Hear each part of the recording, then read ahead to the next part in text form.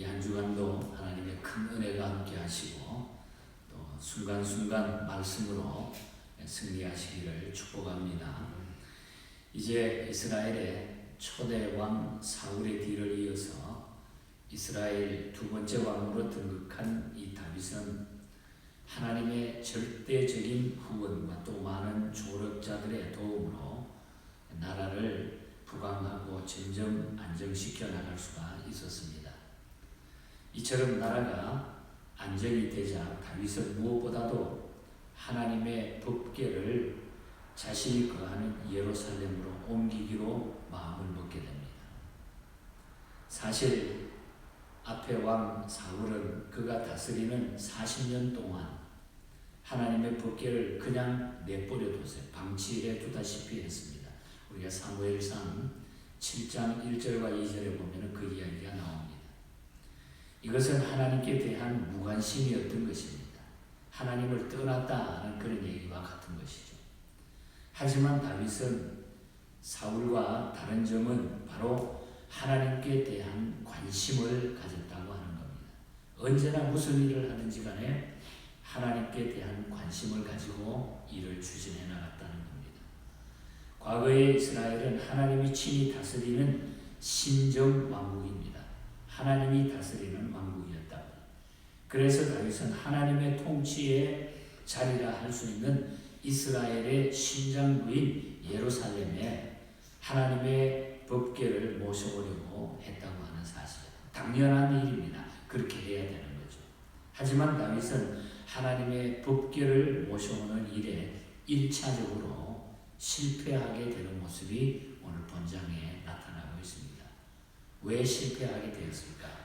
그래서 오늘 아침에는 이 법궤 운반의 그 실패에 대한 이야기를 나누려고 합니다.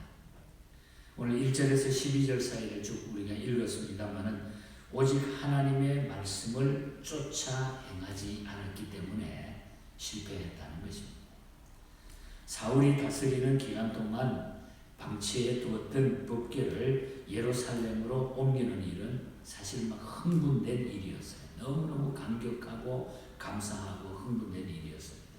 그래서 다윗은 이 일을 이스라엘 백성과 자세하게 이야기하고 수기하면서 법궤 운반 행사를 축제 분위기 속에서 치르기로 합니다.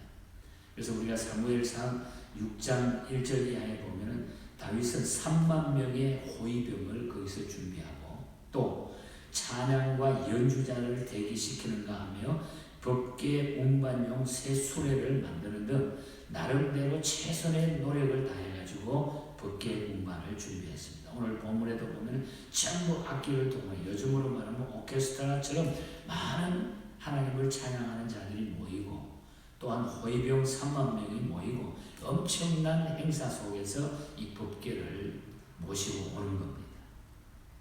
하지만 이렇게 준비하고 이렇게 대단한 흥분스러운 이 법궤 운반을 하고 있는데 우사가 수레가 흔들리는 바람에 하나님의 법궤를 만진 결과 그 자리에서 즉사하는 불상사가 일어나게 됩니다. 왜 이런 불상사가 일어났습니까? 왜 하나님은 법궤가 움직이는데 움직이면 안 넘어지도록 잡아주는 게 상식인데 그렇다고 해가지고 우사가 그 자리에서 죽었다는 거죠. 왜 이런 불상사가 일어났을까? 성경은 이 사건을 하나님께서 우사와 11절에 보면은 충돌하셨다. 하나님은 우사의 몸을 찢으셨다. 옛날 성경에는 충돌하셨다. 그런 얘기가 나타나요. 그렇게 표현을 하고 있는데 다시 말하면 하나님의 방법과 거리가 멀었기에 충돌하셨다는 거죠. 하나님의 방법과 거리가 멀었기 때문에 하나님은 우사의 몸을 찢으셨다. 17절 우사의 몸을 찢으셨다. 우리가 이것을 이해하기 위해서 민수기 4장으로 가서 민수기 4장 14절과 15절 말씀에 보면은 법궤는 고핫 자손이 와서 맬 것이니라. 그러나 성물은 만지지 말지니 죽을까 하노라. 하나님의 메시지가 주어져 있어요. 그들은 임의대로 수레에 싣고 운반했으며 성물을 만지지 말라는 명령을 어겼기에 우사가 죽게 됐다고 하는 거예요. 우리가 그렇게밖에 볼 수가 없다는 거죠. 여기서 우리는 한 가지 중요한 교훈을 깨닫고 가야 됩니다. 하나님의 일은 항상 하나님의 방법인 말씀을 쫓아서 행해야 된다는 거죠. 하나님이 주신 말씀대로 우리가 행해야 된다는 거예요. 하나님의 말씀은 접어두고 내 방법이 좋다고 해가지고 내가 생각하는 방법이 좋다고 해가지고 내 방법대로 하면 안 된다는 거예요. 목적이 선하다고 아무 방법이나 함부로 해서는 결코 안 된다. 하나님의 방법대로 해야 된다. 하나님의 말씀보다 인간의 이성적 판단이나 감상적 흥분을 쫓는 일은 그것이 아무리 열심히 있는 일이라 할지라도 하나님의 보시기에는 불법적인 것이 된다는 거죠. 굉장히 중요한 얘기를 여기서 우리에게 교훈으로 주시는 겁니다. 아무리 인간적으로 좋게 생각이 되고 좋은 일인 것 같지만 그러나 우리가 하나님의 말씀을 떠나서 하는 일들은 그것이 불법이라는 것입니다. 그러므로 우리는 법계의 주인이신 말씀의 주인이신 하나님의 권능을 믿고 성물인 법계를 만지는 인위적인 행동을 삼가하고 인간이 하나님을 판단하는 일은 있어서는 안 된다. 그러니까 이 말은 우리가 하나님을 판단하지 말라는 거예요.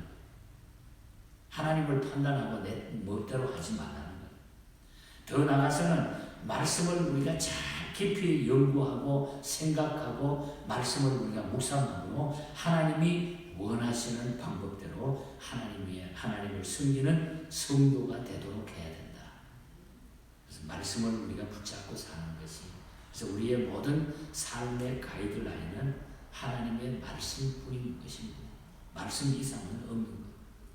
말씀대로 살아가는 저와 여러분이 되시고 이 말씀의 능력을 통해서 이 시대를 날마다 이길 수 있기를 축복합니다.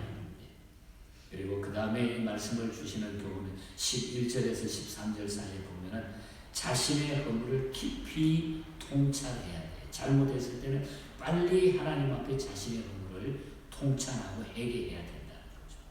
우사의 죽음은 이스라엘에게 슬픈 사건이 됐고 다윗에게는 엄청난 충격을 가져다 줬어요.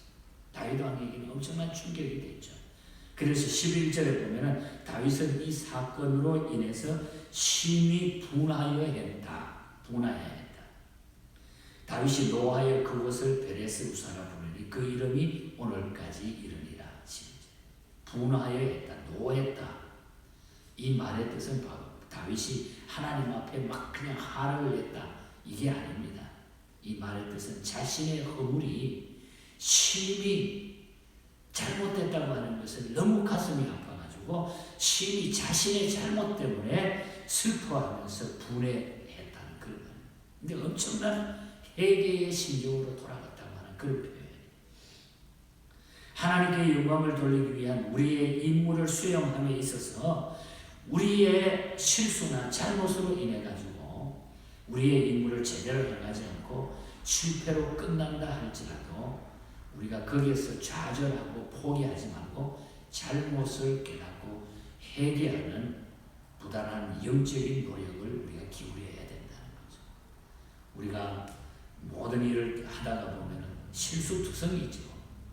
돌았으면 실수하고 아니어서도 실수하고 그러나 거기에 좌절하지 말고 끝나지 말고 그로 인해 가지고 더 하나님 앞에 내 자신을 단식하면서 하나님 앞에 회개하는 심정으로 우리가 다가가야 됩니다. 다윗은 그 심정을 가졌어요. 그래서 모든 것들이 새롭게 다시 회복되는 길이 열리게 되는 겁니다. 다윗은 이런 노력을 위해서 레위 사람 오벳 에돔의 집에 다시 법궤를 머물게 하잖아요. 우리도 이렇게 잘못되었을 때 바로 서기를 노력해야 돼요. 잘못되었을 때 바로 서기를 노력할 때 막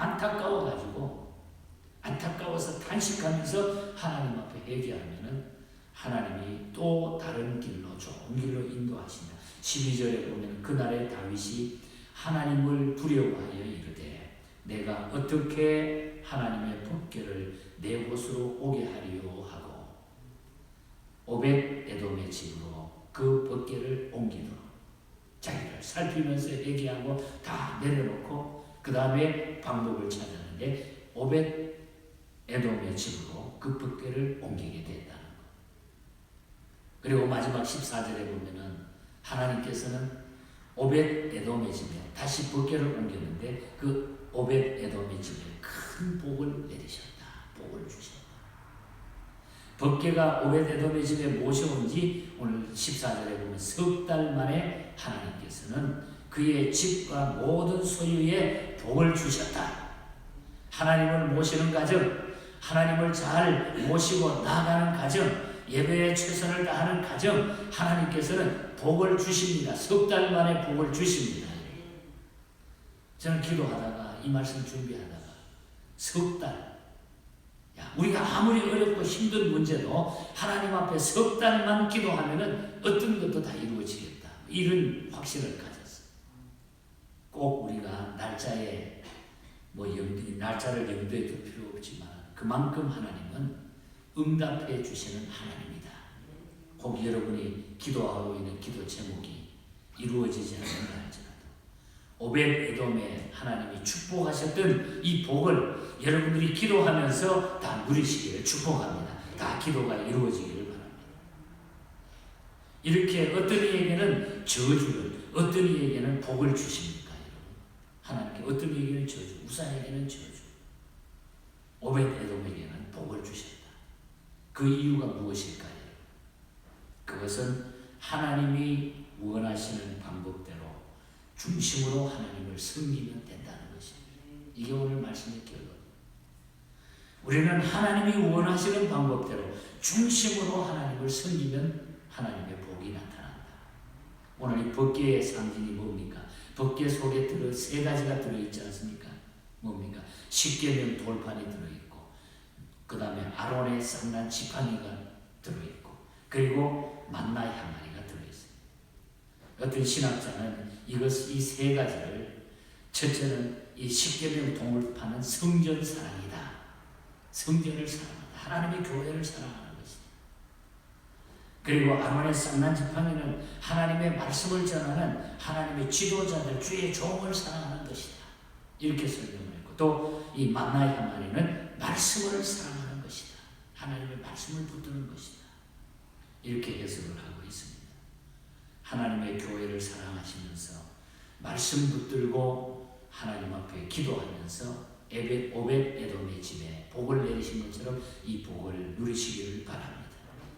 우리 오늘 아침에도 찬양했습니다만 드와이드 목사님의 찬송시를 불렀죠.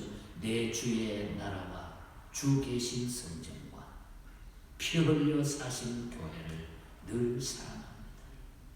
교회 사랑. 하늘의 영광과 베푸신 축복이 진리와 함께 영원히 시온에 넘치리. 여기 진리는 하나님의 말씀을 이야기합니다.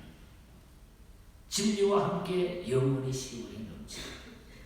교회 사랑하고 말씀 붙들고 우리가 이 말씀을 전하는 모든 환경을 우리가 선교사로서 주의 종으로서 하나님의 복음을 전하는 자로서 이 땅 위에 하나님 앞에 놀라운 은혜를 전파하면서 오벳 에돔의 집에 주셨더니 벗개의 축복, 벗개를 모시는 이 축복이 저와 여러분의 가정에 우리 교회 안에 차고 넘치시기를 주님 이름으로 간절히 축복합니다.